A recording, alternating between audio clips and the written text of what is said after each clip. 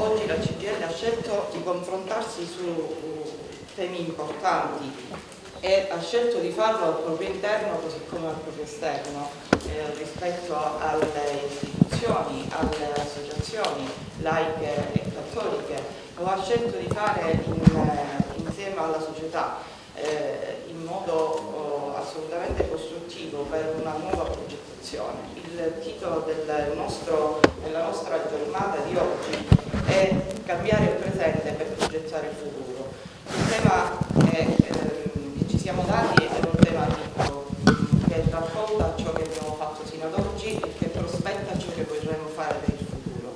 Oggi più che mai abbiamo la necessità di progettare, mantenendo saldi quelli che sono i principi fondamentali della nostra organizzazione sindacale. Lo facciamo però partendo dall'affermazione di cose che già abbiamo, che sono date, che sono quelli dell'affermazione dei diritti individuali e dei diritti collettivi. Partiamo dall'inclusione e dalla partecipazione e dalla rappresentanza delle persone che in questa sala oggi sono presenti, ma anche che qui con noi non ci sono. Saranno diversi gli interventi in questa giornata e vogliamo partire dando la parola al nostro segretario Alfonso Buscemi, segretario generale della CGIL di Agrigento, per la sua relazione di avvio. Grazie. Il decreto legislativo è stato posto alla fine alla pandemia. Per noi oggi è la fine della pandemia, perché avere questa bella platea è emozionante. Dopo 2 anni dove non ci si vedeva così numerosi, vi confesso che è bello, è proprio bello. Forse tra le tante cose belle del nostro mestiere c'è appunto la possibilità di stare tutti assieme, sentirci, ascoltarci e confrontarci. Benvenuti a tutti ancora. La condizione che stiamo attraversando è straordinaria. Pandemia, guerra, nuovo paradigma digitale, ambientale ed energetico hanno travolto e messo in discussione tutto. Il momento delle scelte è adesso e ha bisogno di una larga condivisione di idee e partecipazione del mondo del lavoro e di tutta la società civile per cambiare lo stato delle cose verso un nuovo mondo, una nuova Europa, un nuovo Paese. Subito e guardando al futuro, la guerra è sempre orrore, devastazione. Oggi è stata portata nel cuore dell'Europa dalla criminale aggressione della Russia di Putin all'Ucraina. In guerra i primi a soffrire sono le lavoratrici e i lavoratori, i primi a morire sono i giovani sotto le armi, le donne, i bambini e gli anziani che non riescono a fuggire e le conseguenze drammatiche sul popolo ucraino rischiano di espandersi ulteriormente se non si lavora con determinazione per la pace. Gli effetti anche oltre i confini del continente europeo sono già evidenti, a partire dalla crisi alimentare a causa del blocco dell'esportazione del grano e alla crescita dell'instabilità in vaste aree del mondo. La CGIL si è impegnata sin da subito contro l'invasione russa, a sostegno degli ucraini, della democrazia e del diritto all'autodeterminazione attraverso aiuti umanitari e progetti di accoglienza, ma anche per chiedere il cessate il fuoco e costruire la pace attraverso il negoziato. Si deve dare vita, come proposto dal Presidente della Repubblica, a una nuova conferenza internazionale di pace per intraprendere la strada del disarmo, della coesistenza e di un nuovo multilateralismo. L'Europa, e in essa l'Italia, può e deve svolgere un'azione diplomatica attiva per una pace duratura e proporsi come elemento fondamentale di garanzia contro la crescita di logiche nazionaliste, xenofobe e discriminatorie. Il nostro impegno è affermare in Europa una cultura di garanzia universale dei diritti umani e di accoglienza verso tutti coloro che sono vittime e profughi di guerra. Bisogna investire per combattere ora vecchie e nuove povertà, per una società sostenibile improntata alla giustizia sociale, al lavoro stabile e dignitoso. Occorre ridurre i divari e le disuguaglianze sociali e territoriali che la crisi ha acuito. Per questo l'Europa non deve tornare alla politica di austerity, ma a rendere strutturalmente il modello di New Generation EU, assunto per affrontare gli effetti della pandemia, per una politica economica espansiva che investa nello Stato sociale e in un nuovo modello di sviluppo. Bisogna rimettere al centro il lavoro, fare della giustizia sociale il parametro delle scelte politiche di investimento e utilizzare le risorse europee e nazionali per affrontare la transizione digitale e ambientale, senza lasciare indietro nessuno. garantendo il diritto alla salute, alla conoscenza, all'invecchiamento attivo. Cambiare il presente guardando al futuro. Oggi vuol dire aiutare chi ha redditi più bassi e chi è più in difficoltà, lavoratori, pensionati, precari, partite IVA, disoccupati. La perdita del potere di acquisto di salari e pensioni per la crescita dell'inflazione necessita una risposta immediata. Il bonus di 200 euro, una tantum previsto dal governo, è una prima risposta alle richieste sindacali, ma bisogna fare di più aumentando il netto della busta paga e delle pensioni. Abbiamo alcune proposte che vanno in questa direzione: rafforzare il bonus energia allargando la platea, aumentare la decontribuzione sui salari e per i pensionati, il valore e la platea dei beneficiari della cosiddetta 14ª, indicizzare le detrazioni per lavoro dipendente e pensionati, anticipare la rivalutazione annuale degli importi dei trattamenti pensionistici, riaffermare il sistema del welfare pubblico, sanità, sociale, istruzione, pensione, soprattutto rinnovare i contratti collettivi nazionali di lavoro. Le risorse necessarie possono essere recuperate, prevedere un eventuale scostamento di bilancio per rispondere all'emergenza, tagliare gli extra profitti, e qui il governo ci ha dato ascolto portando dal 10 al 25% la tassazione alle imprese energetiche, ma non basta. Ci sono settori in condizioni simili, si può ottenere di più. Introdurre un contributo di solidarietà straordinario sulle grandi ricchezze e sulle reali capacità contributive cresciute anche durante la pandemia. Una vera riforma fiscale progressiva e redistributiva, come chiesto nella piattaforma unitaria di CGIL, CISL e UIL e sostenuto con lo sciopero della CGIL e della UIL del 16 dicembre scorso.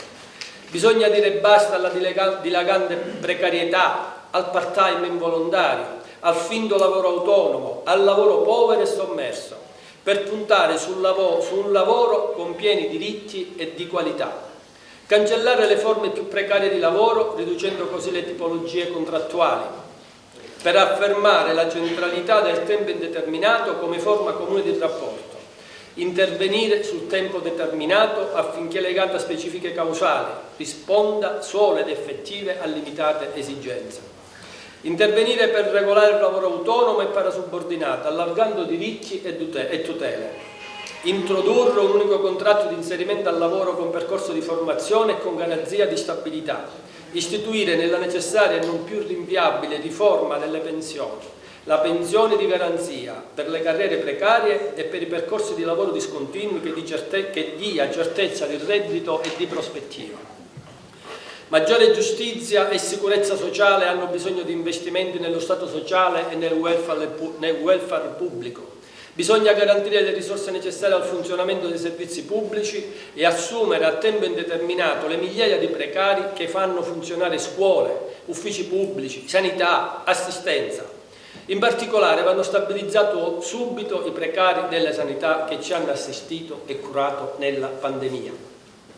È necessario aumentare il finanziamento del Servizio Sanitario Nazionale, il rafforzamento dell'assistenza territoriale e varare una legge sulla non autosufficienza per garantire la presa in carico delle persone e la risposta ai loro bisogni da parte dei servizi pubblici. Allo stesso modo va sostenuto il sistema di istruzione pubblico che ha garantito nel biennio pandemico la tenuta della scuola pubblica e che attende un pieno riconoscimento del proprio valore sociale attraverso investimenti strutturali e la valorizzazione delle professioni docente e ATA. È il momento di realizzare un piano straordinario di assunzioni finalizzato ad aumentare l'occupazione di donne e giovani, con una particolare priorità al mezzogiorno e condizionare attraverso investimenti strutturali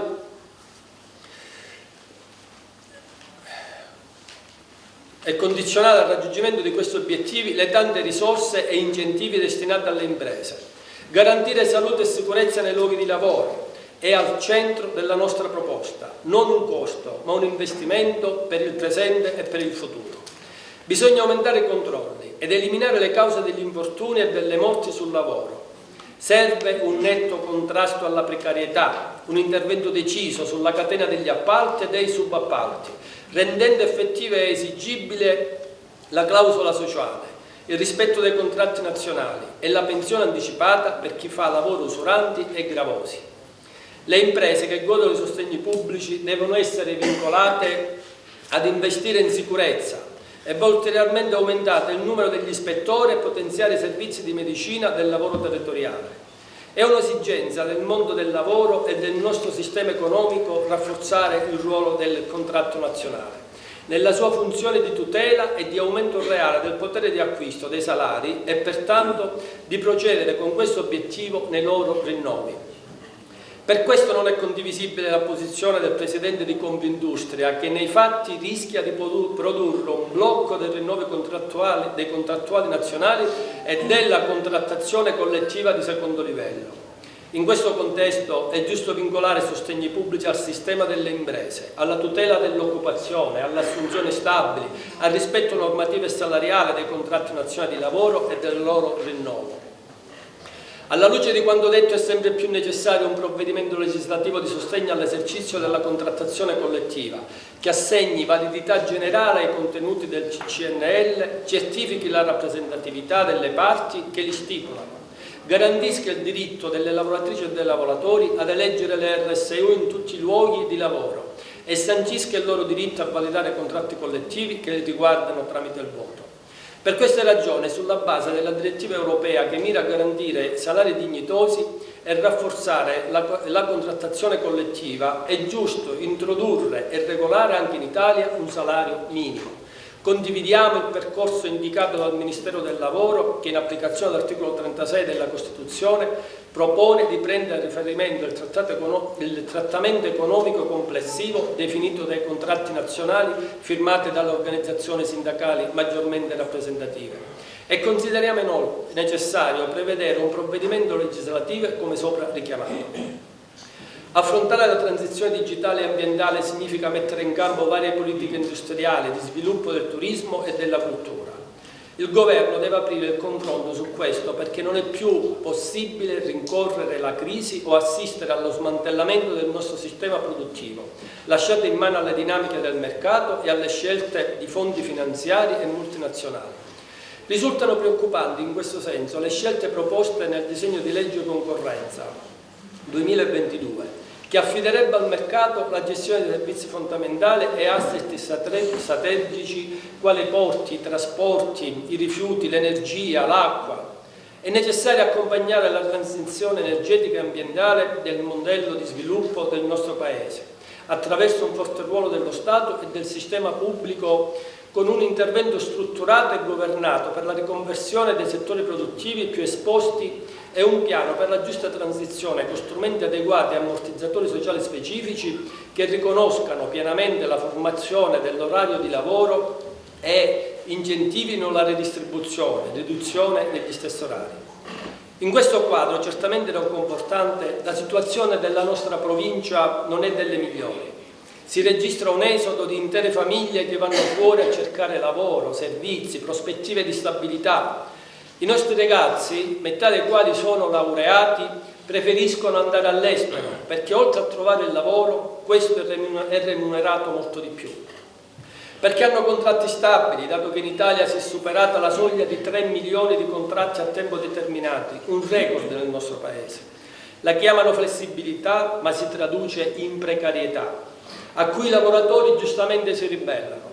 In Italia abbiamo oltre 900 contratti cosiddetti nazionali, molti dei quali pirata, che servono soltanto ad aggirare i veri contratti per ridurre i diritti dei lavoratori. In questi giorni vediamo il tutto esaurito nei centri balneari, negli alberghi, nei ristoranti.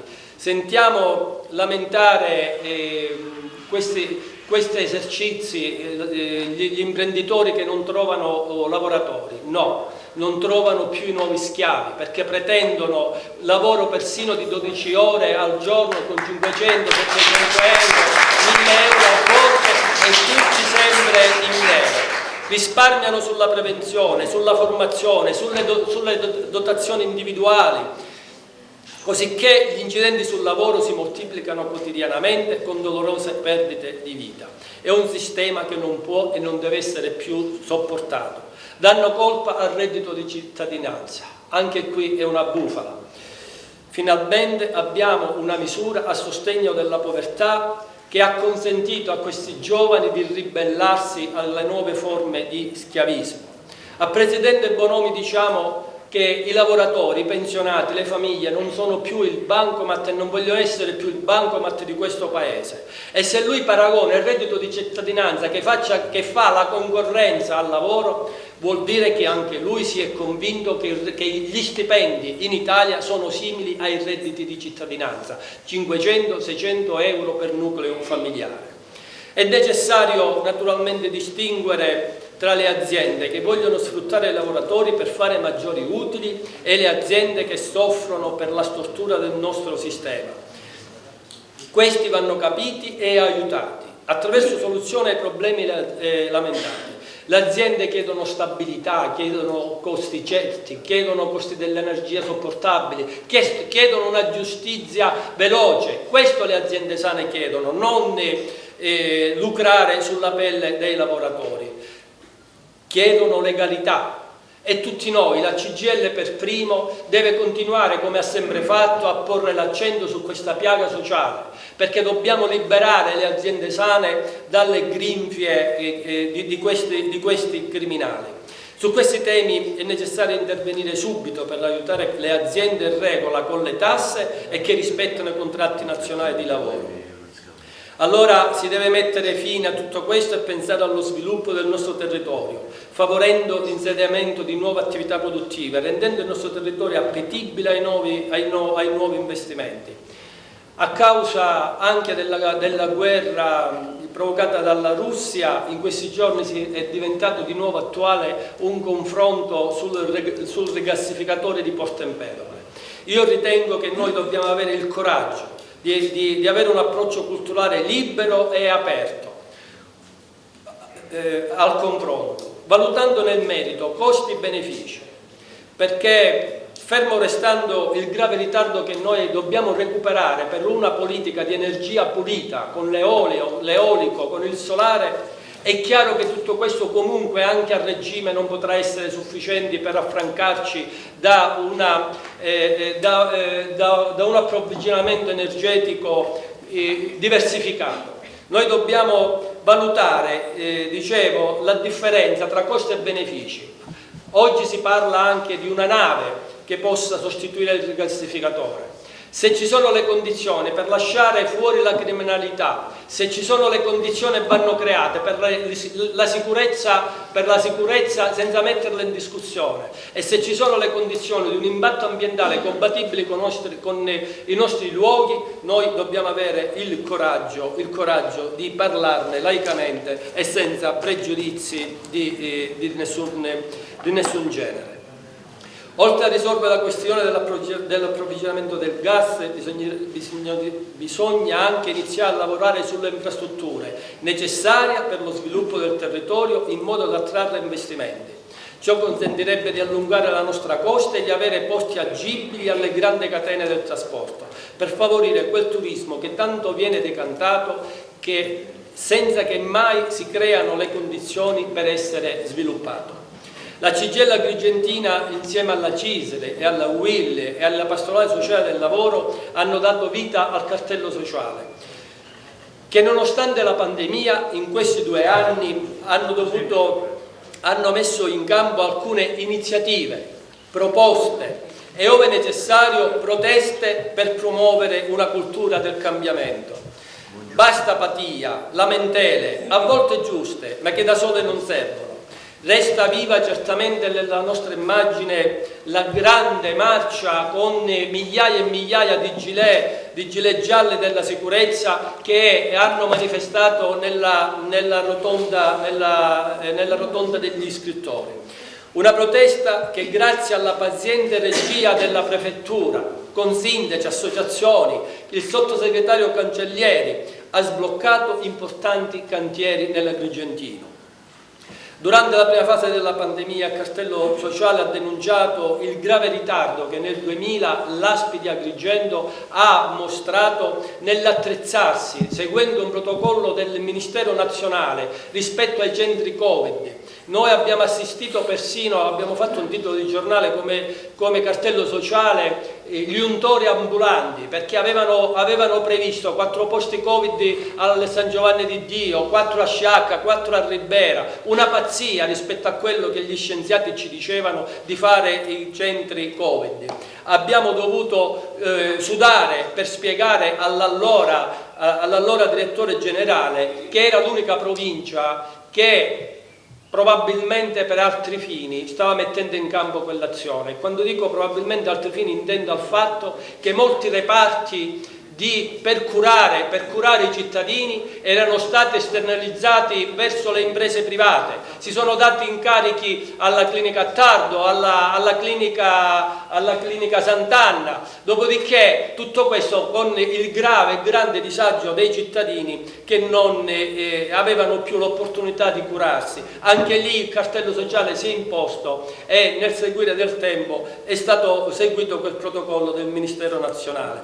Ancora, oggi siamo fortemente impegnati a dare seguito in concertazione con quello che è stato il primo passo della prefettura per quanto riguarda la gestione del servizio idrico. Anche ad Agrigento un referendum ha sancito la vittoria del sì alla gestione del servizio pubblico con oltre il 90%, e quando i sindaci si sono trovati il fallimento di Girgenti Acque prima e la chiusura della commissione prefettizia, hanno dato vita ad un consorzio di comuni, una cosa nobile che abbiamo apprezzato e che abbiamo riconosciuto a tutti quei sindaci che quel consorzio lo hanno fatto nascere. Dopodiché qualcuno ha incominciato a stargli stretta quella gestione con metodi pubblici, perché di questo si tratta.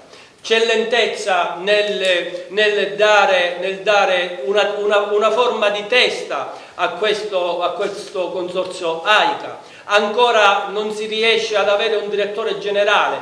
Noi abbiamo applaudito anche lì per la seconda volta un bando pubblico fatto con i crismi del pubblico impiego per assegnare l'incarico a un direttore generale. Poi un gruppetto di sindaci si mettono alla testa la protesta verso quel tecnico che è stato vincitore del bando, prima tentando di bloccare la nomina dentro l'assemblea dei sindaci, per fortuna fallita, e qui nel ringraziare anche la presenza del sindaco di Agrigento, è stato tra quelli che hanno detto no al blocco di quel direttore generale senza motivazioni forti, salvo poi scoprire che l'assessorato degli enti locali stabilisce dopo 30 anni che in Sicilia manca qualche dirigente e blocca il nulla osta, lasciando monca la direzione di quel consorzio AICA. Sono cose che non si fanno.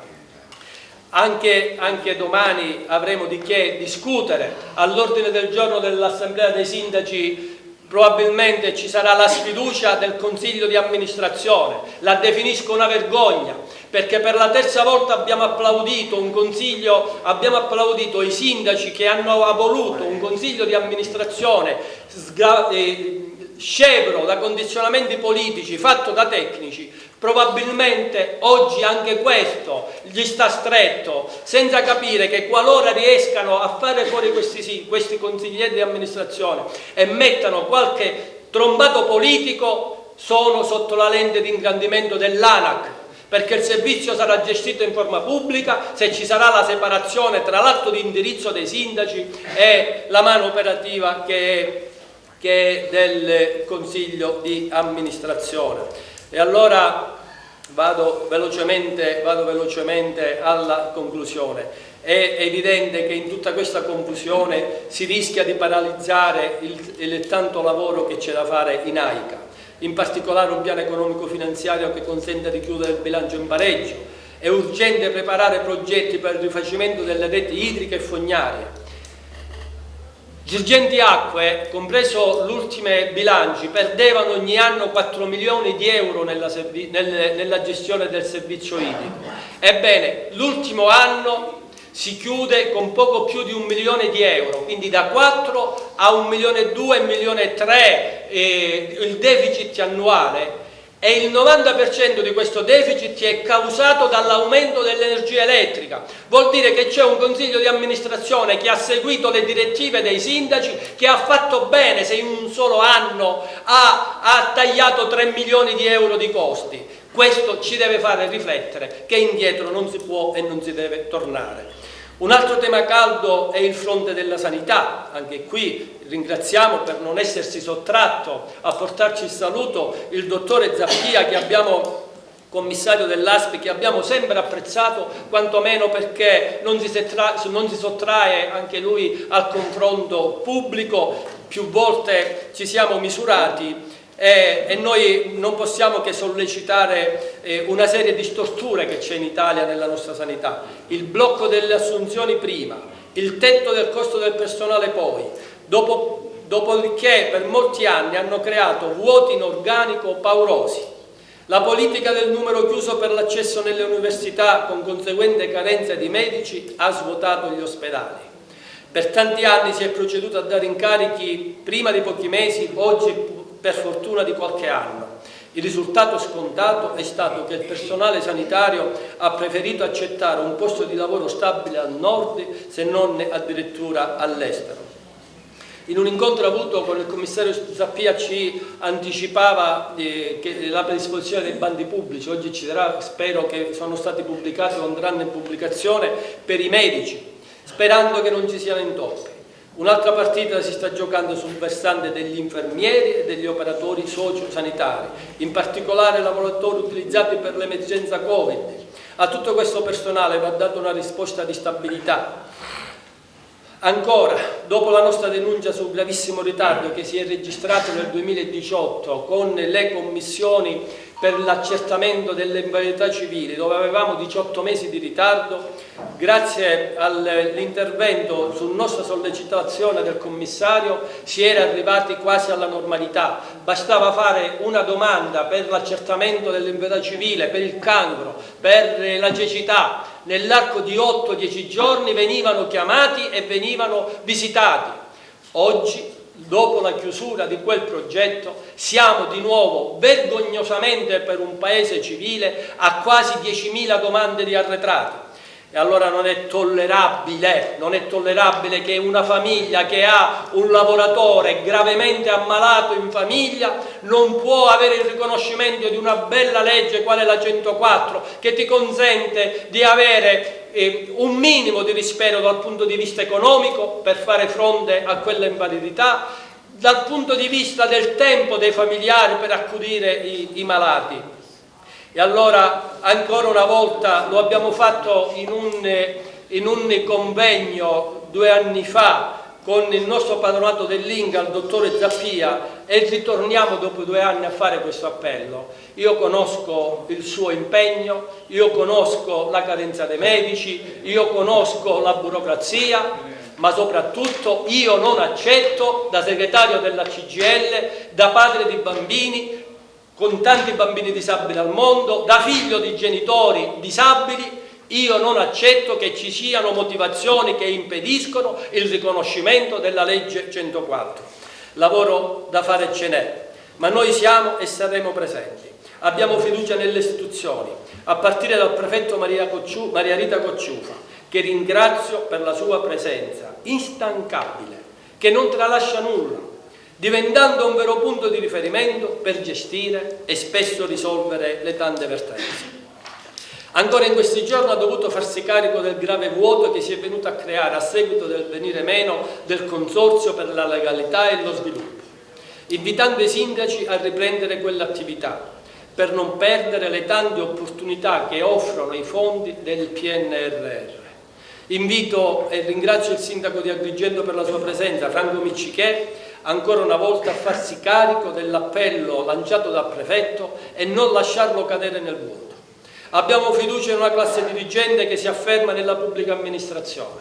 Vorremmo avere anche fiducia nella politica, che purtroppo non sempre è presente e all'altezza, senza voler generalizzare, perché ci sono tanti sindaci che fanno il loro dovere con onestà e molto bene, spesso anche in solitudine, subendo le pressioni della criminalità, e a questi sindaci noi vogliamo dire che il sindacato c'è ed è e sarà al loro fianco. Grazie.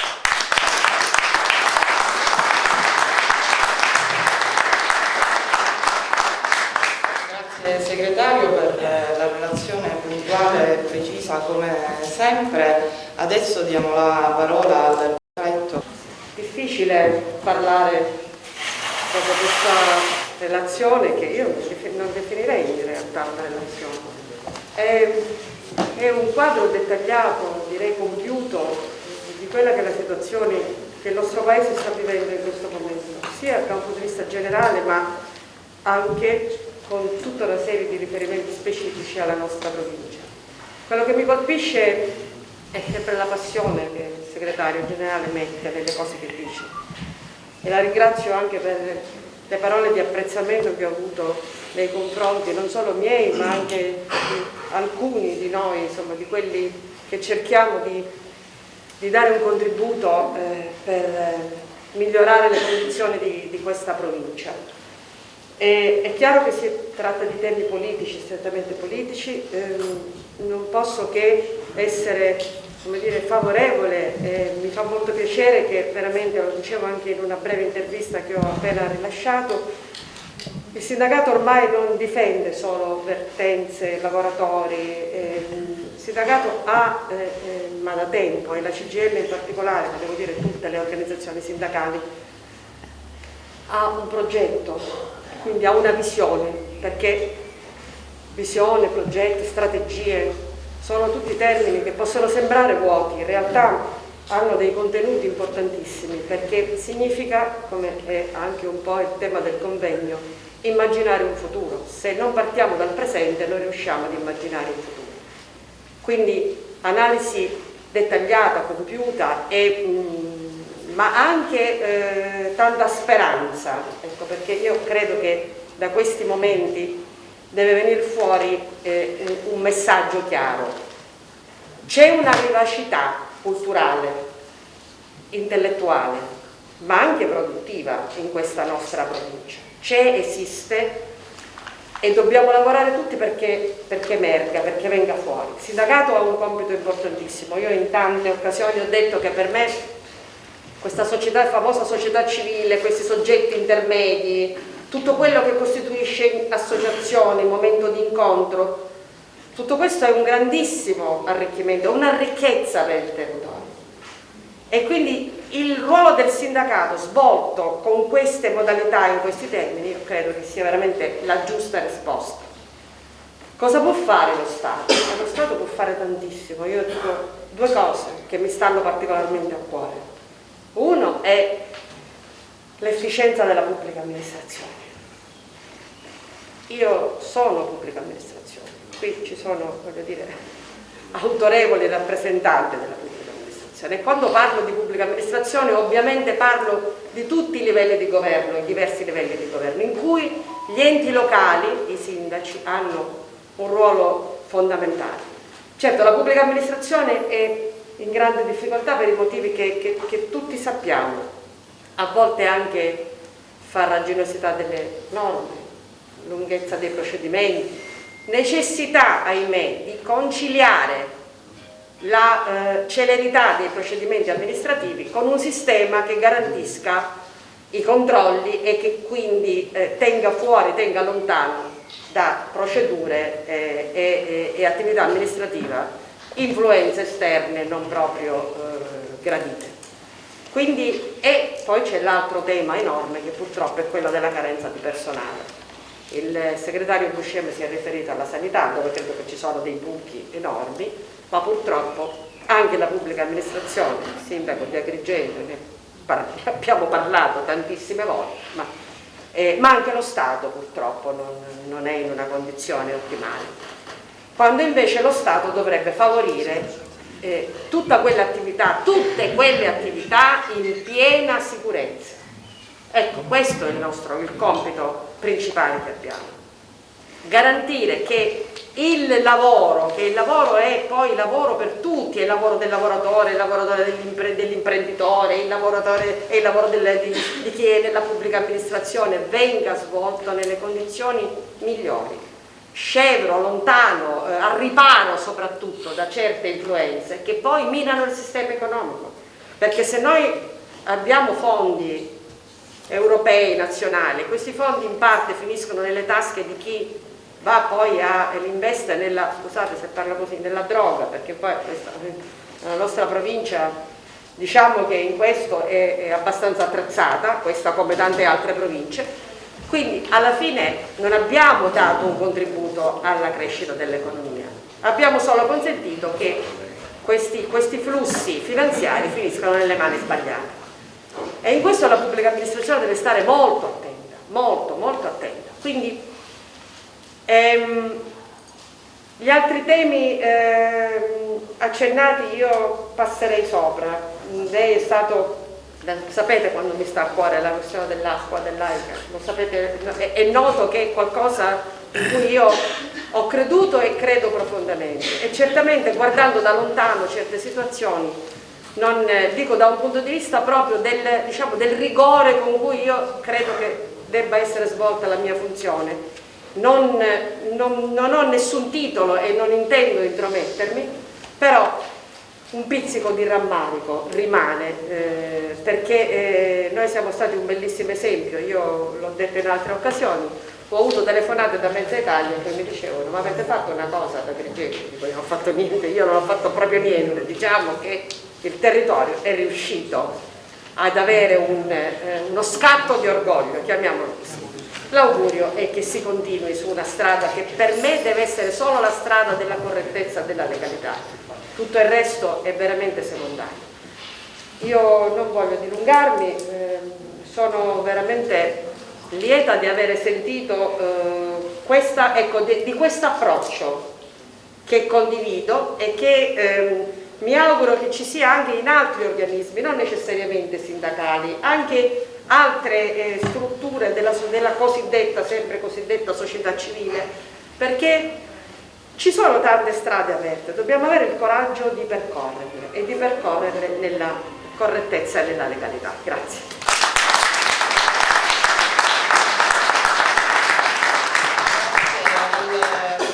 Per l'intervento, per noi è un dovuto ringraziamento vista l'attenzione che da sempre mostra sia ai temi da noi rappresentati sia ai temi che anche noi non rappresentiamo ma che per senso civico e istituzionale dimostra.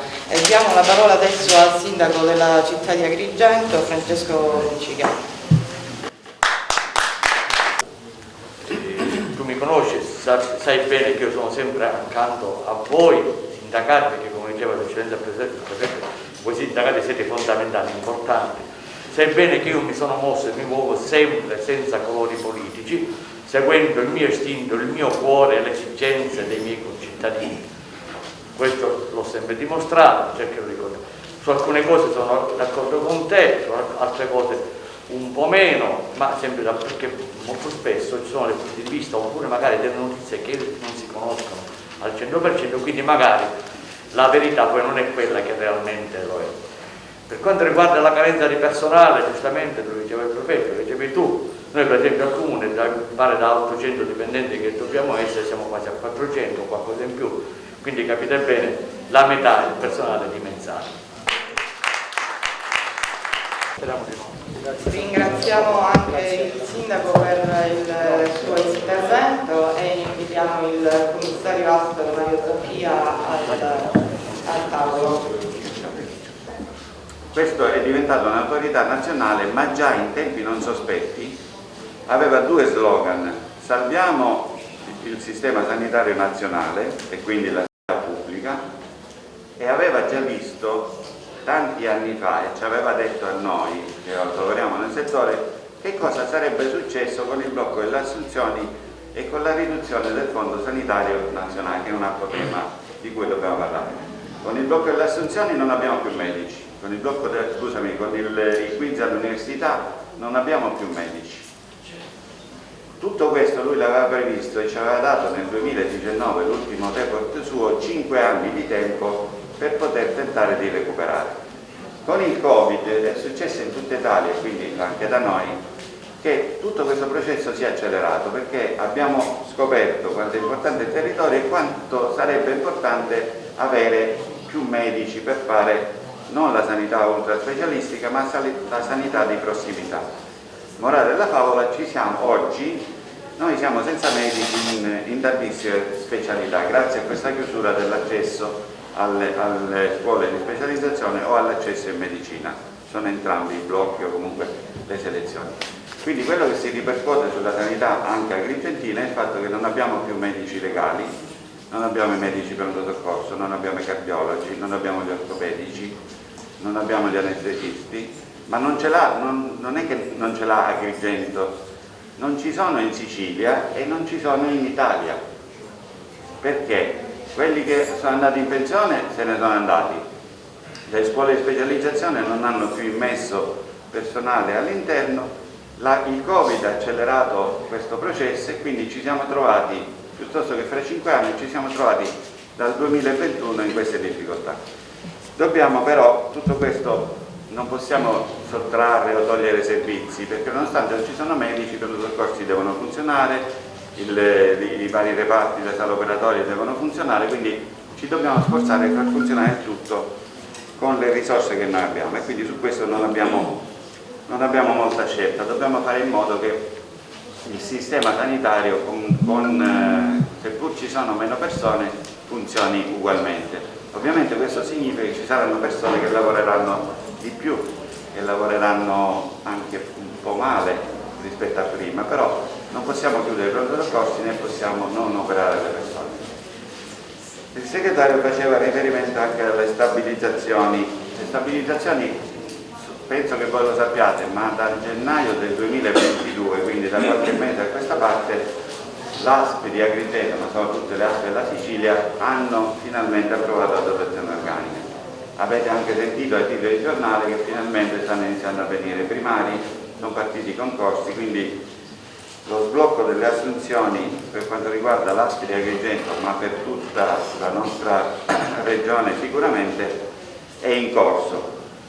Quindi abbiamo un calendario che prende tutto l'anno in cui si faranno concorsi sia per quanto riguarda le posizioni di primariato che per quanto riguarda i medici, i dirigenti medici in generale.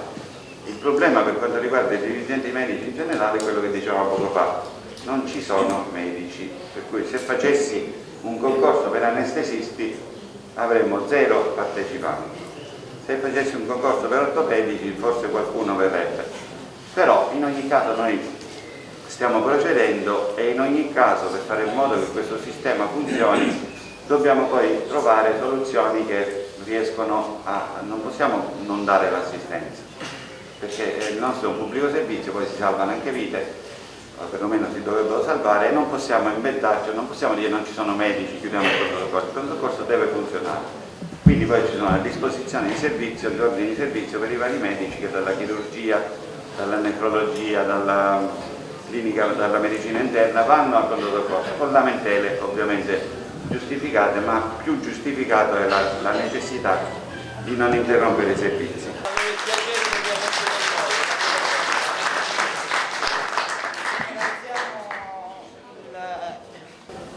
Grazie dell'invito, della parola. Quando si tratta di CGIL non posso rifiutare per un semplice motivo.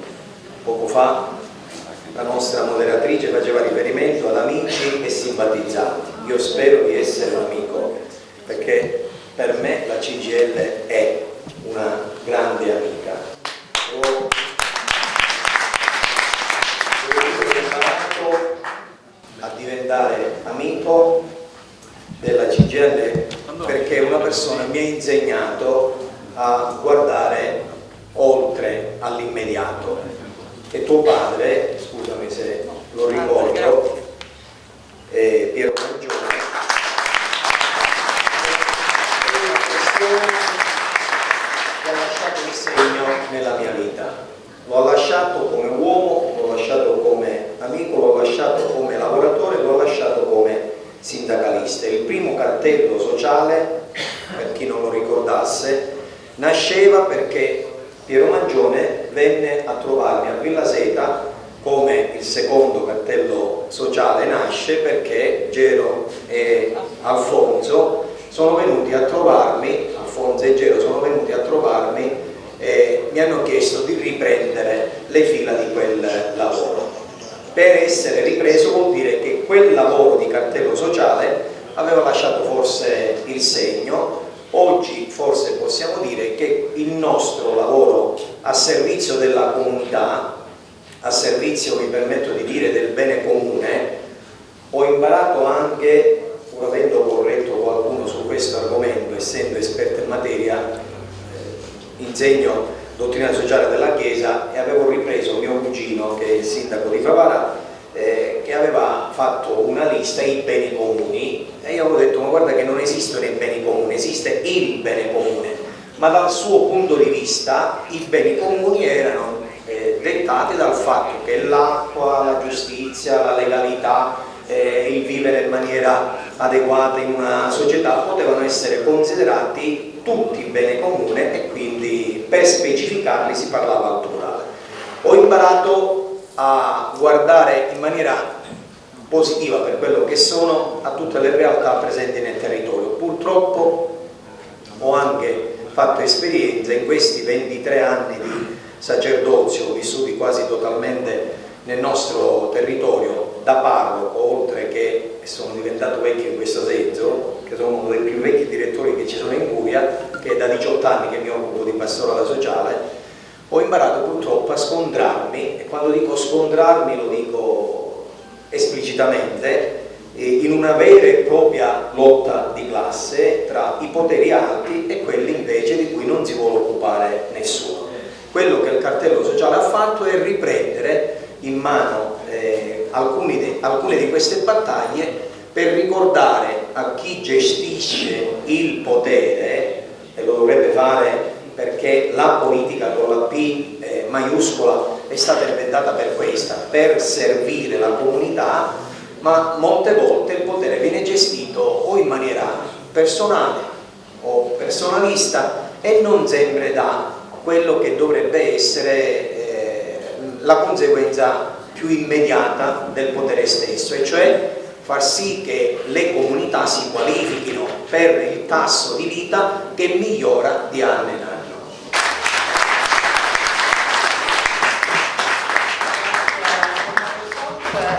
Invito Claudio Scopo, CNA, a Paolo.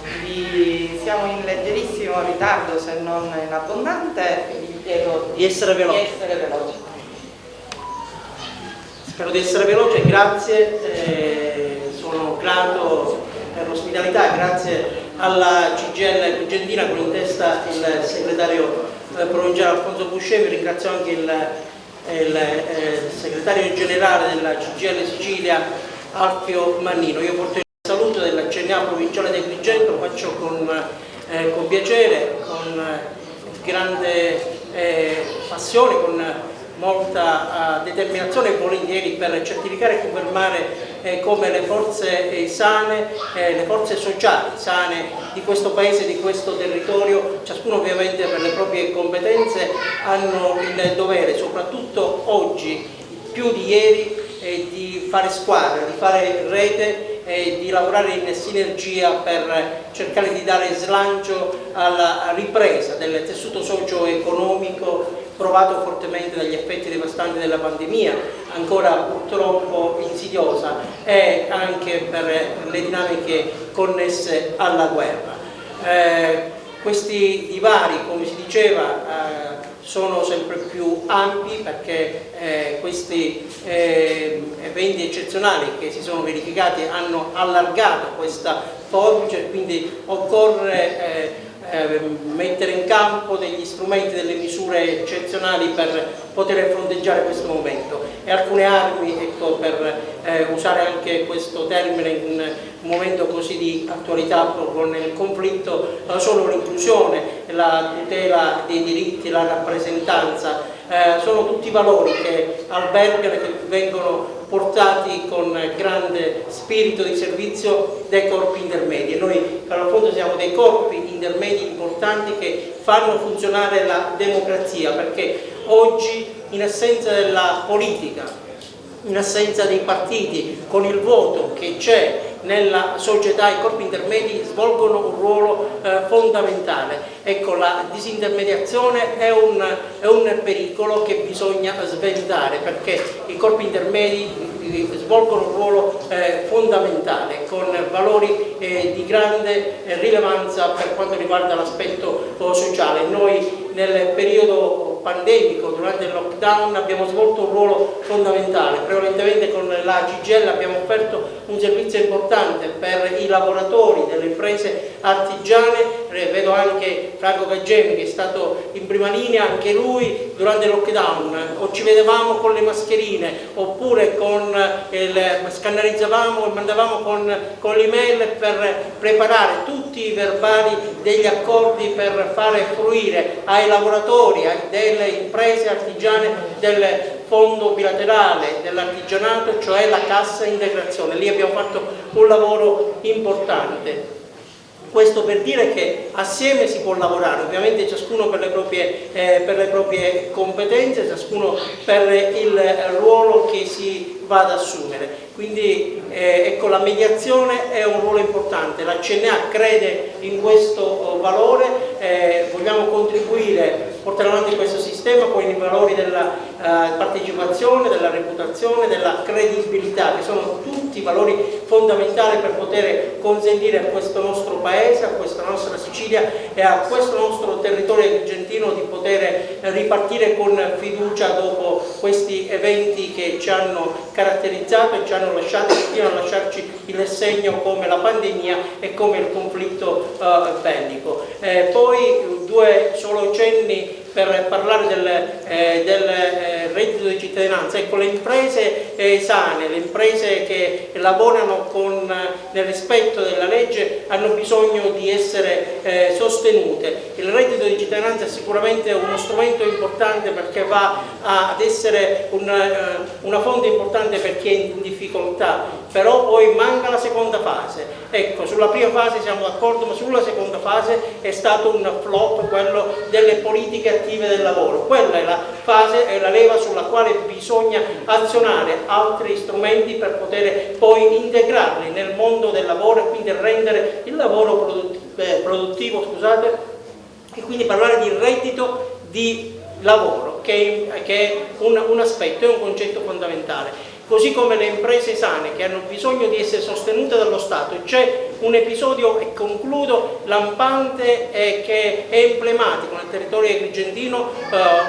un caso sul quale noi ci stiamo lavorando e ci stiamo battendo, perché lo Stato non può e non deve abbandonare chi lavora e chi presta servizio per conto dello Stato. Mi riferisco alle imprese che hanno lavorato per il Girgenti Acque, poi è successo quel che è successo, ma c'è una fase importante che mi preme sottolineare, quella che va dal 16 marzo al 2 agosto. Queste imprese hanno lavorato per conto dello Stato, il prefetto che era qui si sta battendo perché queste imprese vengano pagate, perché rischiano il tracollo, rischiano il fallimento, e non solo, perché adesso non tutte quelle imprese che hanno avuto quell'esperienza sono disposte a lavorare. Se oggi ci sono situazioni di emergenza igienico-sanitaria nelle strade dell'Agrigentino, nel territorio, è perché queste imprese ormai scottate con rischio di fallimento non vanno a lavorare più e non prestano questo servizio nei confronti di AICA. Queste imprese che valgono più di 1.200.000 euro non riescono ad avere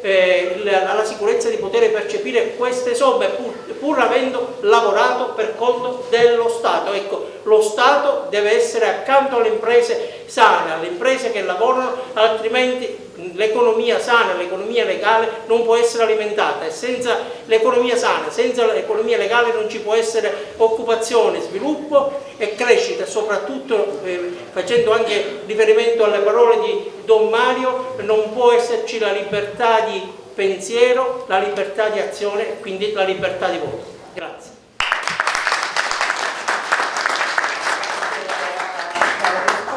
E adesso diamo la parola alla rete degli studenti medi di Agrigento nella persona di Maria Francesca Palermo. Buongiorno a tutti, sono Maria Francesca Palermo, ho 19 anni e faccio parte della rete degli studenti medi di Agrigento con Antonio Quartararo. Quando sono stata contattata dal segretario Buscemi per partecipare a questa assemblea, mi è stata appunto offerta la possibilità di dare la mia voce in capitolo, la mia opinione, il mio punto di vista in quanto giovane studentessa argentina. Ho colto subito l'opportunità, perché ancora oggi purtroppo non capita spesso che ai giovani venga data la possibilità di dare la loro parola su molti argomenti. Quindi vorrei cogliere l'occasione per ringraziare ancora una volta la CGIL per averci coinvolti. Ci sono molte cose di cui vorrei parlare oggi, ma cercherò di essere breve chiaramente, e vorrei partire appunto dalla stretta correlazione che c'è sempre stata e sempre ci sarà tra gli studenti e i lavoratori. Questo perché, come sappiamo, gli studenti e i giovani in generale sono i lavoratori del domani, e quindi chi più di noi dovrebbe interessarsi di creare ambienti e opportunità di lavoro prospere e sicure. Oggi purtroppo la maggior parte dei giovani guarda il mondo del lavoro come un territorio pericoloso e inarrivabile, ed infatti è proprio così per molti di noi.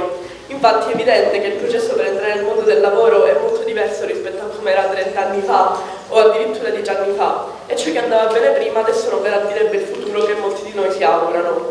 Per questo motivo si creano situazioni in cui, per esempio, i datori di lavoro richiedono una preparazione impeccabile e altri requisiti quasi impossibili da raggiungere per fornire poi una paga minima o comunque che non rispecchia il valore di ciò che viene richiesto al futuro lavoratore. Si verificano quindi vari fenomeni, come quello famosissimo dei cervelli in fuga, che chiaramente diventano inevitabili.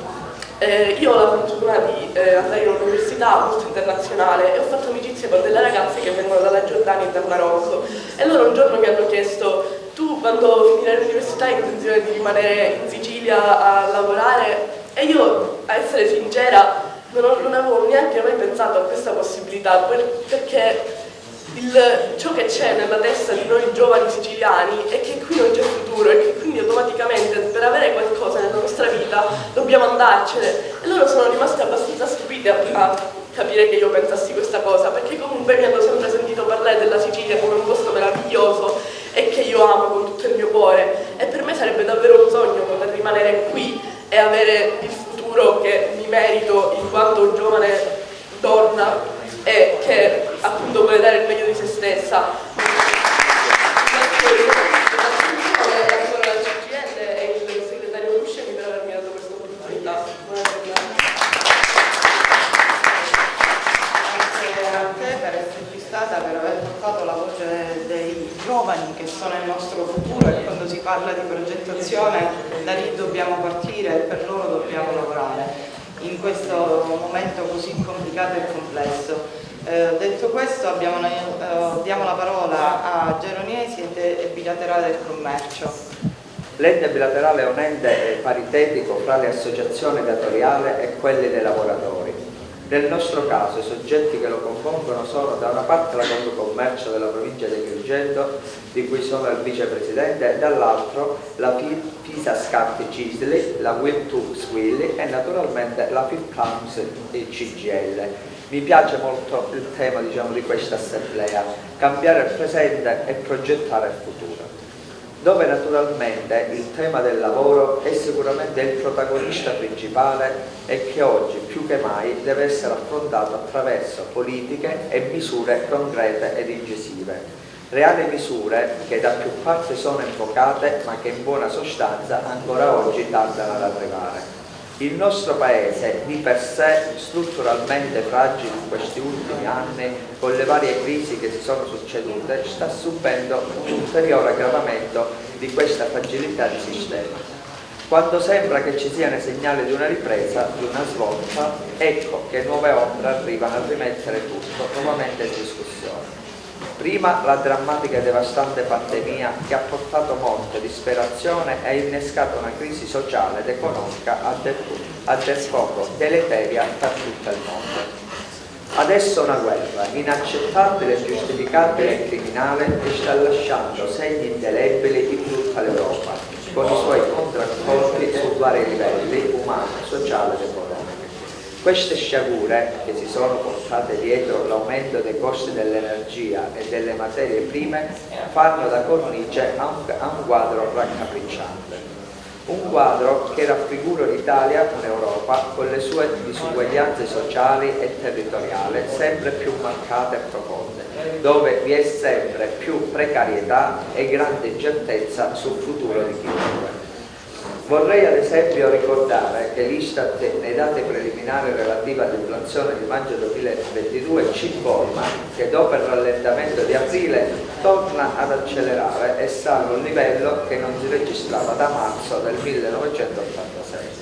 Di conseguenza è in decisa accelerazione l'inflazione di fondo, il che comporta un serio pericolo per le prospettive di recupero per la restante parte dell'anno.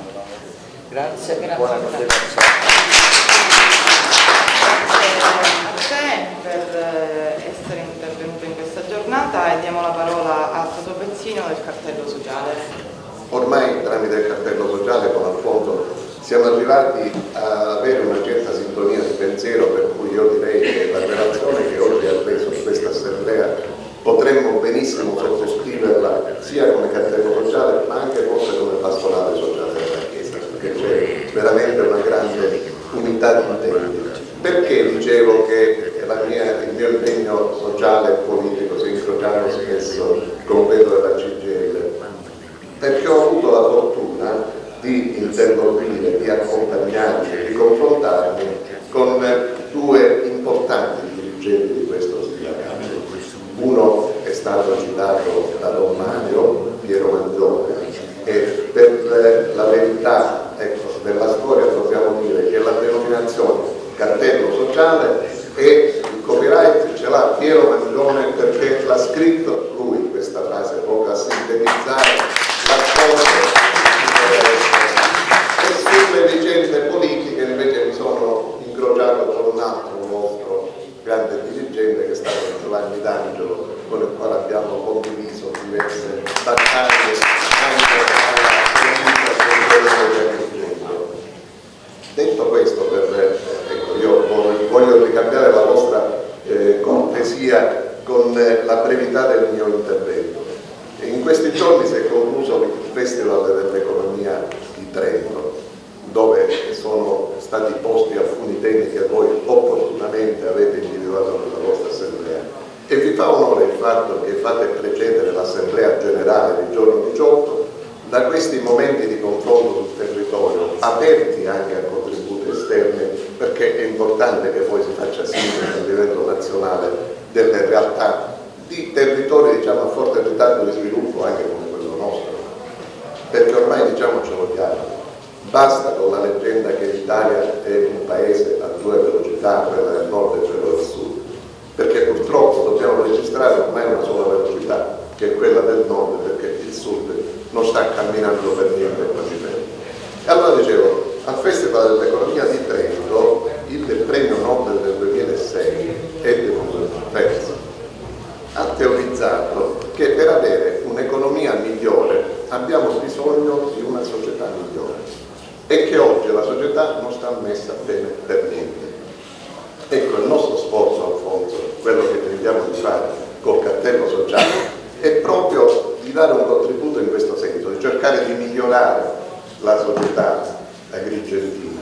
E ci abbiamo provato stimolandola, ecco, il successo della manifestazione del 25 gennaio è stato un episodio veramente straordinario, per cercare di richiamarla a quella cittadinanza attiva di cui spesso ci parla Don Mario, alla quale ci richiama la dottrina sociale della Chiesa, di cui si è parlato nelle settimane sociali di Taranto. Ecco, un momento importante per fare prendere consapevolezza ai cittadini che bisogna comunque occuparsi di politica, perché in ogni caso la politica si occupa di noi e quindi abbiamo il dovere di scendere in campo, di seguire i problemi. Chiudo con una annotazione, mi dispiace che sia andato via il commissario dell'ASP, perché per le cose che ho sentite dal commissario di Sabbia e per quelle che non ho sentite ho capito, caro Alfonso, che dobbiamo cominciare a impegnarci più seriamente dei problemi della sanità, perché mi dispiace che una personalità che ha responsabilità di rilievo come il commissario di Sabbia faccia passare un messaggio di questo tipo, che siccome siamo in economia di guerra stiamo concentrando delle risorse sugli armamenti e possiamo evitare di mettere altre risorse per la sanità e per il welfare. Questo è un messaggio assolutamente che non può passare, che contestiamo, e che le risorse da prendere sia nel PNRR che le risorse aggiuntive per la sanità e per il welfare ci sono e si devono prendere tutti. Ecco, se noi in questo senso sensibilizziamo ancora di più la società civile, se noi camminiamo uniti, facciamo squadra, sarà facile raggiungere gli obiettivi che vi siete prefissi con il titolo del vostro convegno. Tutti insieme possiamo sicuramente cambiare il presente e progettare il futuro. Grazie a te. E adesso diamo la parola ad Antonio Quattrario, leader degli studenti, ultimo intervento tra gli ospiti, e poi la parola al nostro interno e quindi ai lavoratori e alle lavoratrici.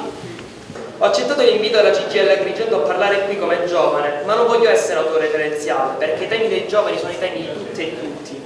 Parlo con la mia esperienza di essere uno studente ad Agrigento, aver vissuto le sue difficoltà e lottato per i diritti degli studenti e delle studentesse di Agrigento e della provincia. E ora le difficoltà di essere un giovane tra studio, lavoro, incertezze sul mio futuro, tra crisi ambientale e salari bassi, tra le difficoltà di restare nella mia terra, in una società di sfruttati e sfruttatori, di ineguaglianza e individualismo.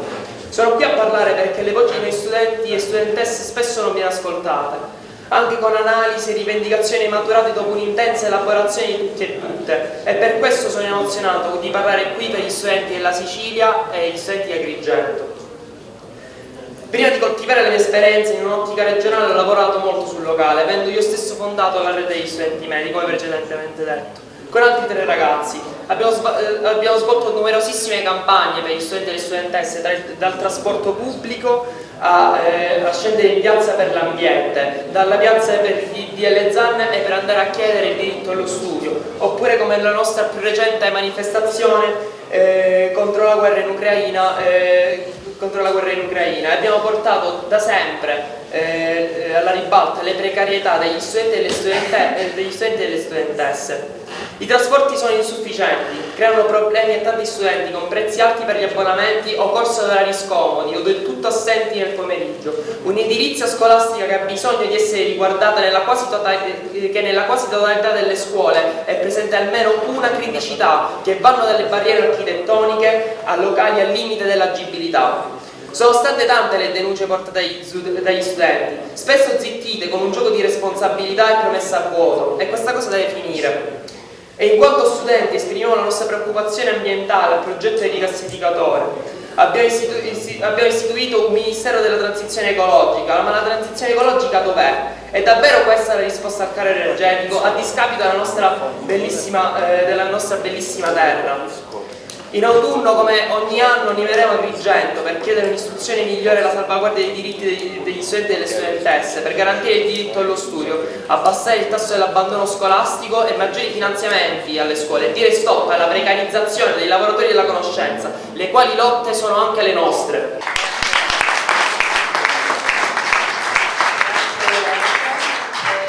La parola a Rossella De Marco, FLC CGIL.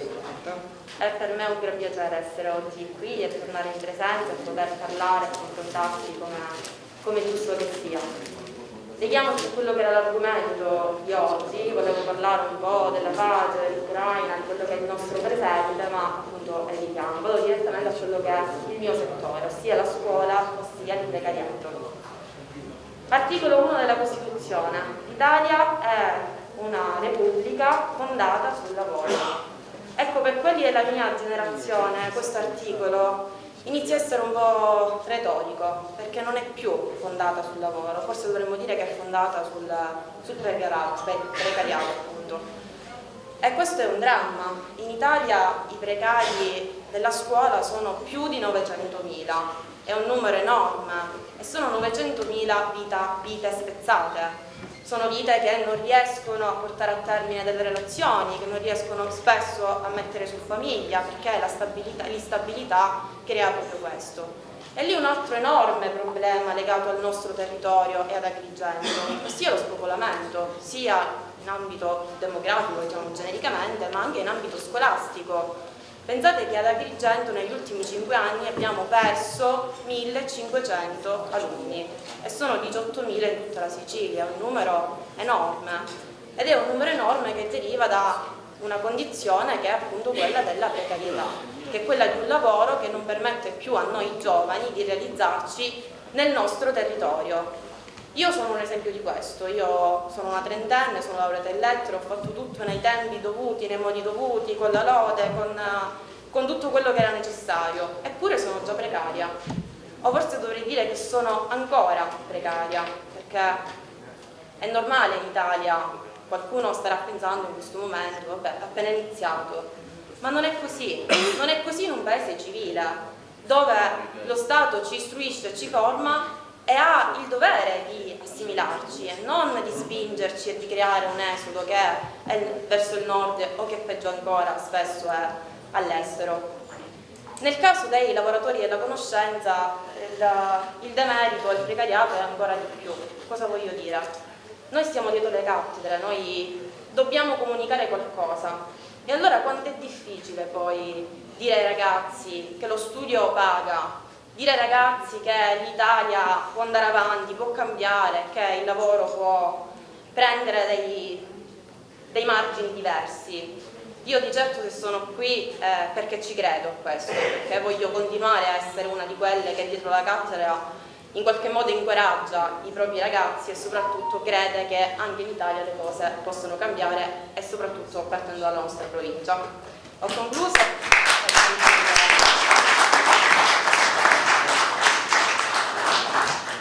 Invitiamo il compagno Virone, Vittorio Virone, per il suo intervento, delegato FISAC.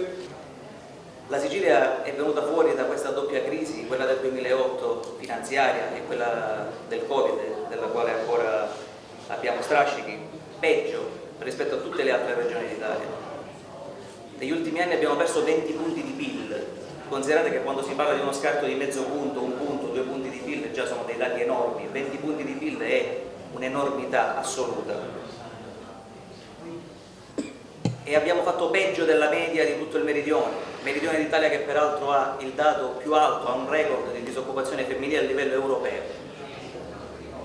Ecco, questo è il nostro presente, diciamo, no? Ci preoccupa ovviamente il lato bancari, e questo è il centro un po' del mio intervento, soprattutto quello che riguarda la chiusura massiccia degli sportelli bancari. È un fenomeno che sta colpendo in maniera indiscriminata tutti i territori nazionali, i nostri in particolare, ed è un fenomeno che ormai è tristemente noto come desertificazione degli sportelli bancari. Ora, solo per darvi un dato, nella provincia di Messina, ma il dato non è diverso rispetto al resto delle province, hanno chiuso circa il 26% degli sportelli. Ora, chiudere uno sportello bancario e lasciare intere zone di territorio prive del presidio di una banca vuol dire non solo abbandonare quel territorio, ma lasciarlo, aprire lo spazio a dei sentieri inesplorati di illegalità e di usura che sono inevitabili, perché una banca che se ne dica sostiene le famiglie, sostiene le imprese, dà soldi a chi ne ha bisogno. Se non c'è una banca, ovviamente questi soldi alle famiglie e alle imprese qualcuno dovrà darli e non sappiamo chi, se le banche non ci sono. Questo per noi ovviamente non è accettabile, quindi abbiamo già chiesto fortemente come FISAC nazionale a livello di Banca d'Italia di bloccare questa desertificazione, perché è un tema per noi fondamentale. E lo ha detto anche il nostro segretario nazionale nella base 8 a Messina: il settore finanziario può e deve essere strategico nella lotta all'usura, deve essere un baluardo di legalità anche nella riallocazione dei beni o delle aziende che sono state confiscate alla mafia. Il settore dei bancari, degli assicurativi e delle riscossioni storicamente è sempre stato visto un po' come un settore d'élite, un settore magari con numerosi privilegi, ma in realtà vi posso garantire che in questo ultimo periodo non è più così.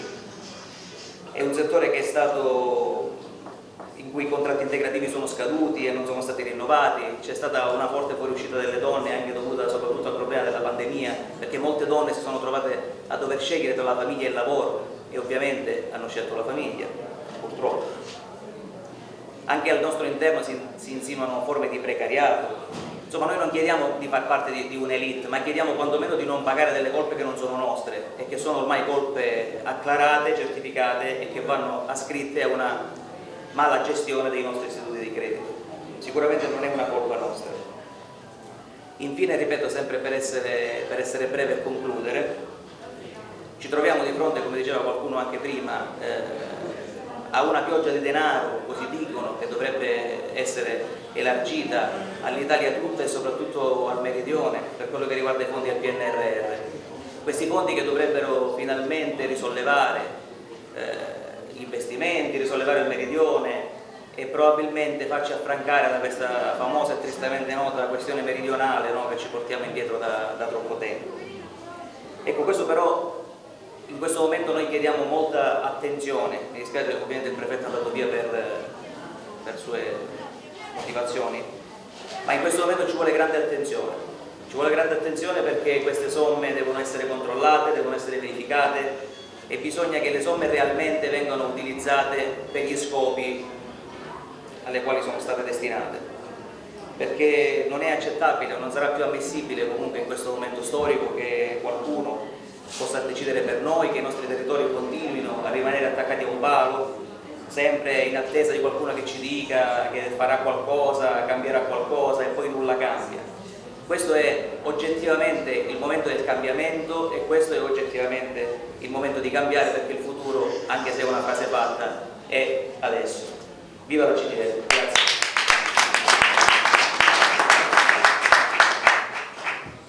Grazie a Vittorio per il suo contributo e diamo la parola a Raffaele Campione dello Spidia Dirigente. Questa segreteria è impegnata altresì nel coordinamento sociosanitario relativo alla legge 328 del 2000, da cui mancano ancora parecchi decreti attuativi e siamo sulla buona strada per l'individuazione in linea generale di posti per la realizzazione dell'avviso 6 missione 1 del PNRR.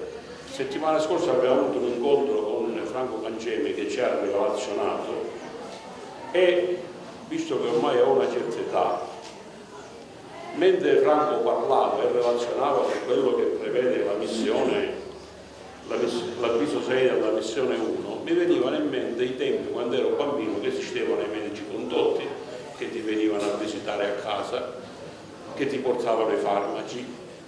Ecco, questa missione, questo avviso 6, per certi versi ritorna indietro negli anni, quando la sanità funzionava veramente.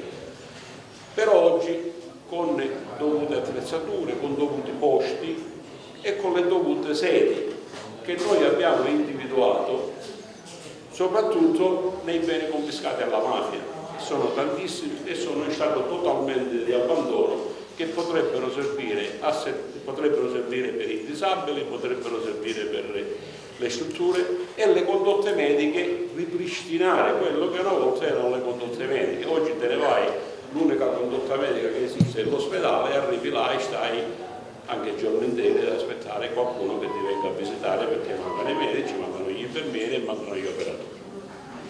Dunque sarà necessario, dopo questa assemblea, cominciare tutti a lavorare nel territorio, coinvolgendo le camere del lavoro, le leghe e i punti servizi per creare un movimento che sia consapevole della posta in gioco e che bisogna lottare coinvolgendo tutti gli attori per ottenere i risultati. Lo SPI è pronto a fare questo. Grazie per l'attenzione. Adesso per l'ultimo intervento Giovanni Mangione, FLAI CGIL Dirigente. Rispettare l'ambiente in cui viviamo, infatti, significa avere riguardo per tutti gli esseri viventi con cui lo condividiamo e soprattutto quelli che lo erediteranno, poiché hanno diritto a godere delle stesse meraviglie naturali e non che caratterizzano il nostro mondo. Negli ultimi decenni si è assistito ad un graduale abbandono delle terre. Abbandono significa dissesto e spopolamento delle aree interne, causate oltre che dal disinteresse della politica, anche dalle mutazioni climatiche che l'uomo deve cercare di governare e gestire.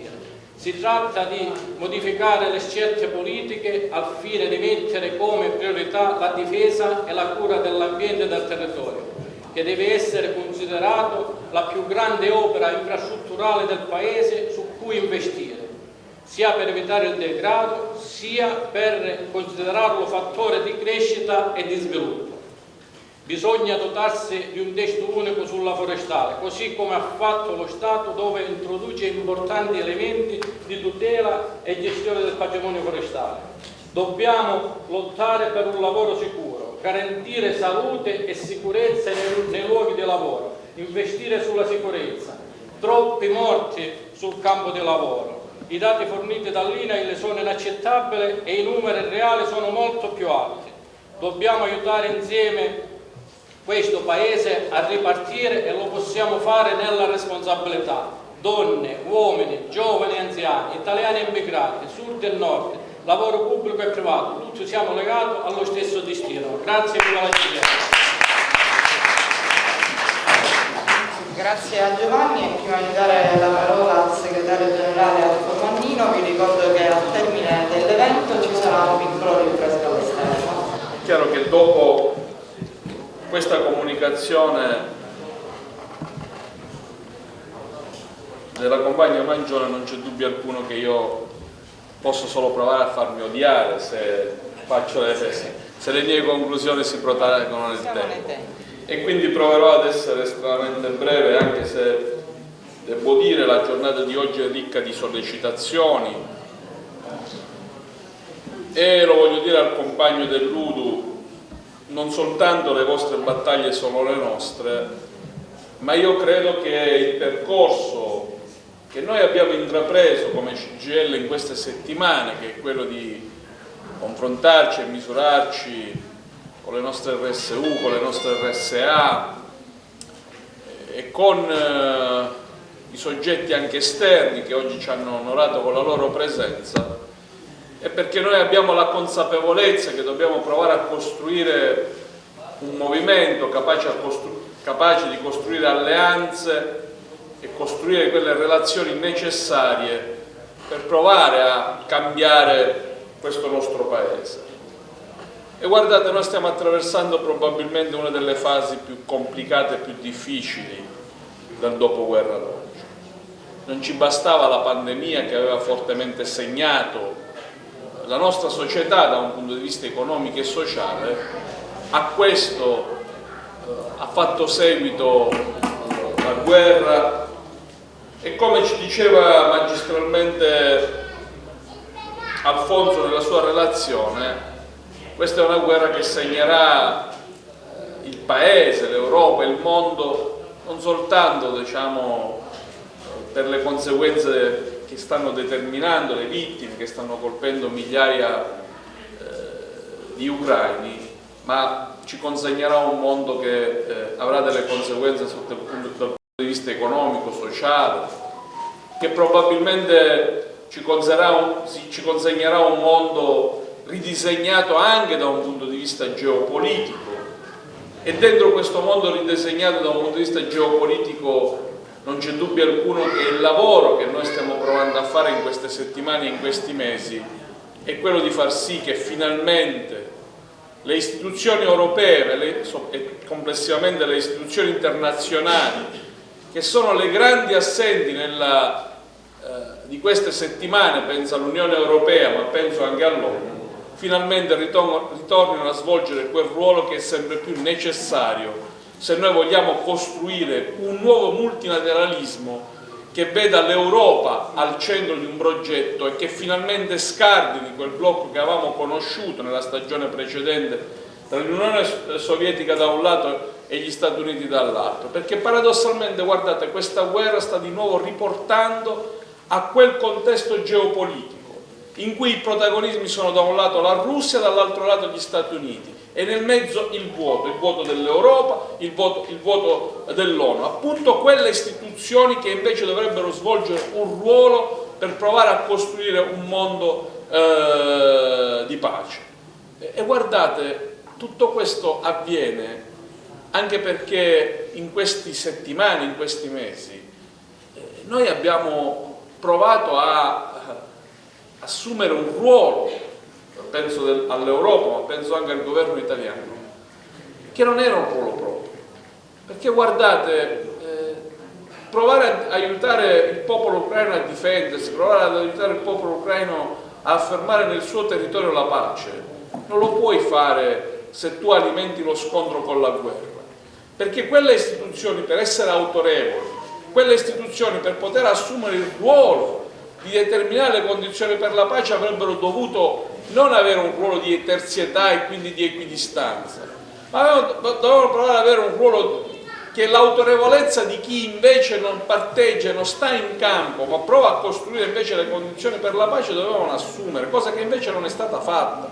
Allora io credo che innanzitutto noi come CGIL abbiamo assunto una posizione netta, chiara, e appunto non era una posizione di equidistanza, talvolta strumentalizzata, e soprattutto abbiamo provato a misurarci con i drammi veri che la popolazione ucraina ha subito. E io credo che noi dobbiamo essere anche orgogliosi del lavoro che abbiamo fatto. Noi come CGIL siciliano, con tutte le nostre strutture, 15 giorni fa abbiamo lavorato assieme al mondo dell'associazionismo laico, cattolico, assieme anche a una forza politica, perché non dirla, se quei bambini ucraini che sono vittime della guerra senza genitori sono potuti venire, è grazie appunto alla collaborazione tra la CGIL, Solidarnosc,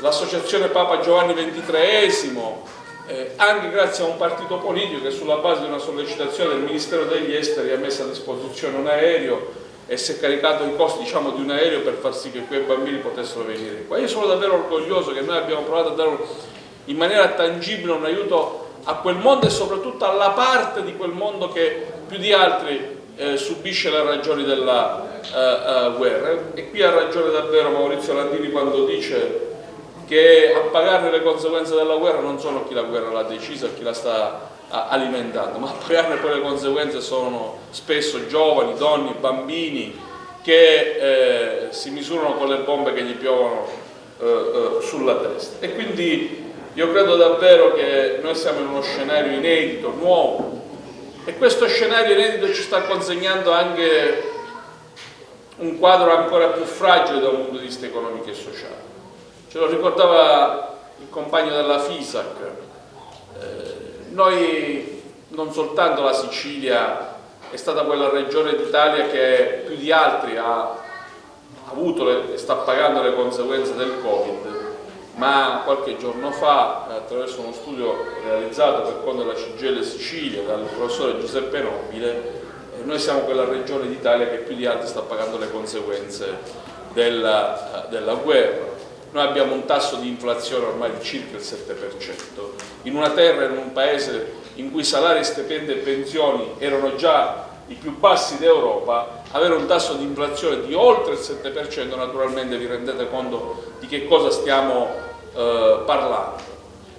Però dentro questo scenario io non voglio, come dire, fare come il commissario, anche avendo una posizione realistica, ha fatto, di fare l'elenco, diciamo, delle disgrazie e delle cose che non vanno, perché una grande organizzazione sindacale non può alimentare quel clima di sfiducia, di rabbia, di rassegnazione che spesso attraverso le persone che noi rappresentiamo.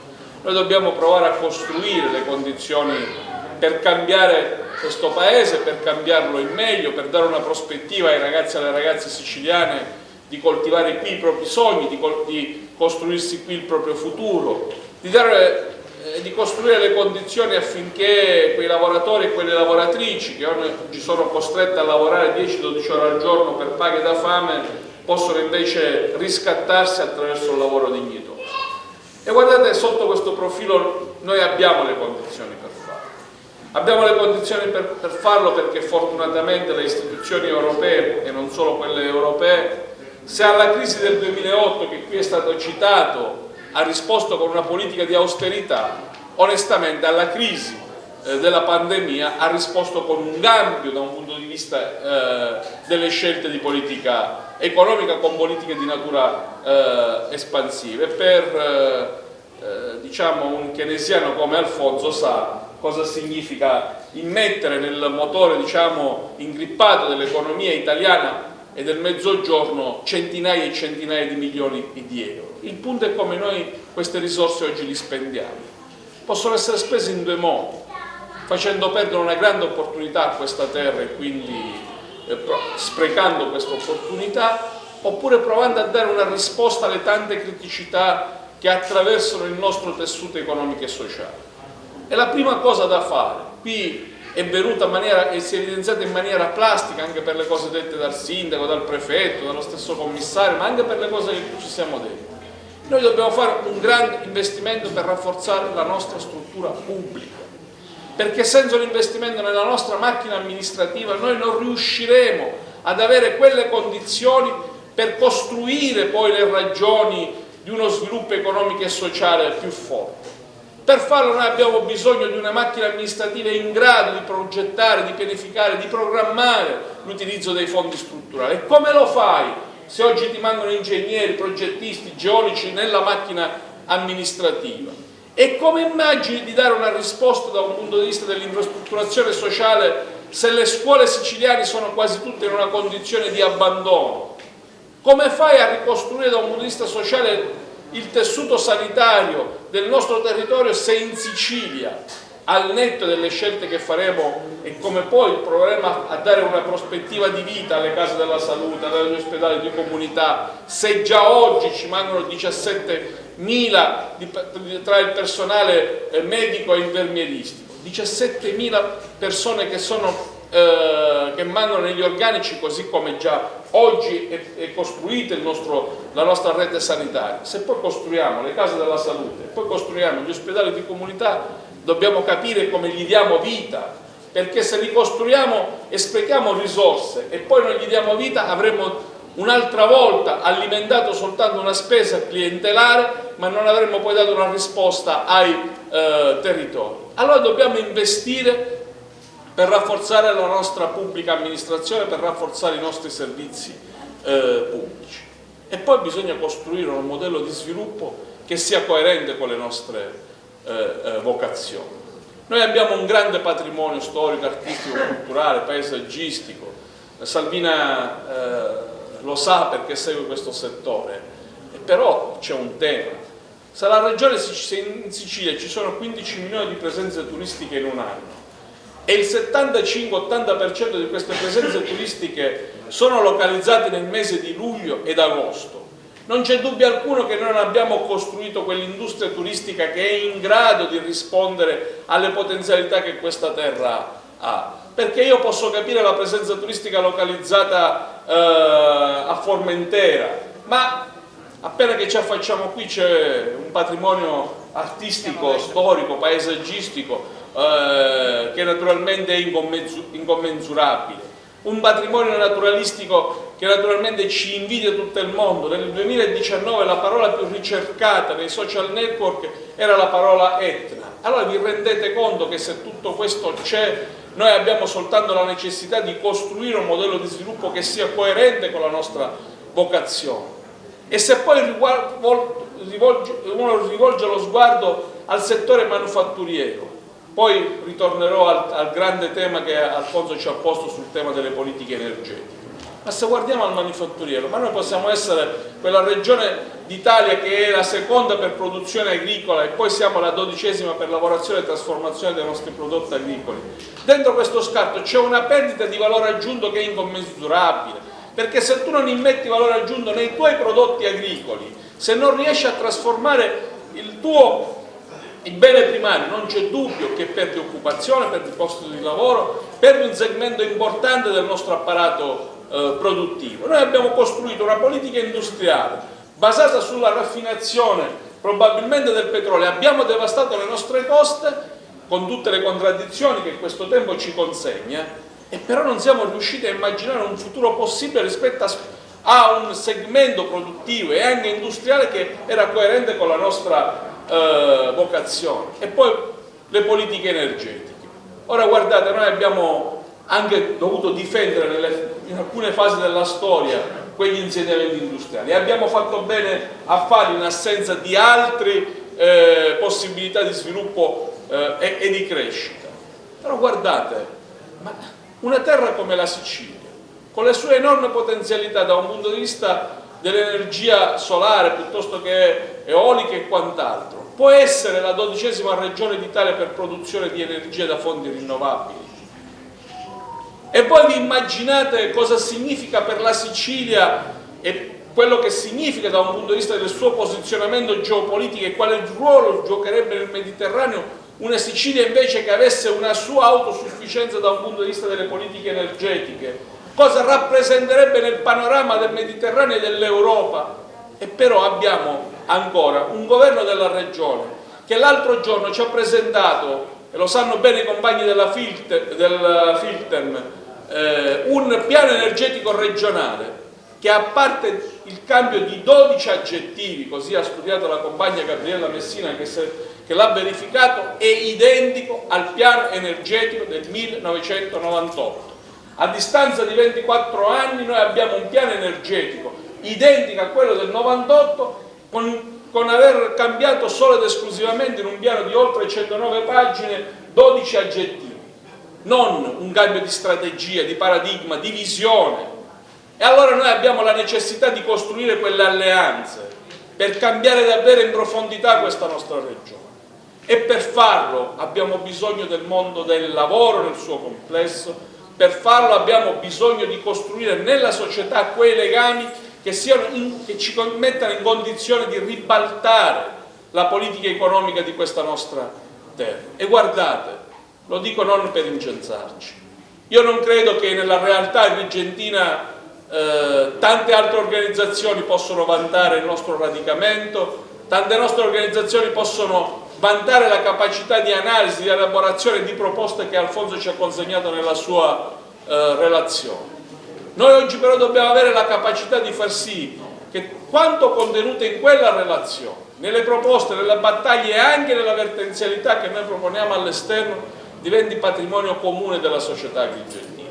Dobbiamo far sì che la discussione che abbiamo fatto qui quest'oggi diventi patrimonio comune a Palma di Montechiari piuttosto che a Sciacca, a Scialca piuttosto che a Cammarata. Cioè dobbiamo far sì che questa discussione diventi patrimonio comune dell'intero mondo del lavoro e che attraverso questa nostra opera possiamo davvero provare ad aprire una vertenza che abbia un consenso nella società siciliana.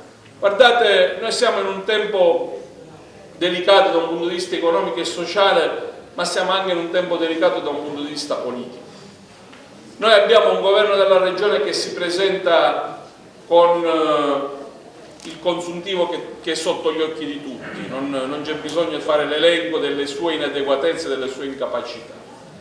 Ma la mia preoccupazione non è soltanto di quello che chi ha avuto la responsabilità di governo ha saputo realizzare in queste settimane, in questi mesi e in questi anni. Il problema è che buona parte del ceto politico siciliano non ha la consapevolezza della profondità della crisi che attraversa questa terra.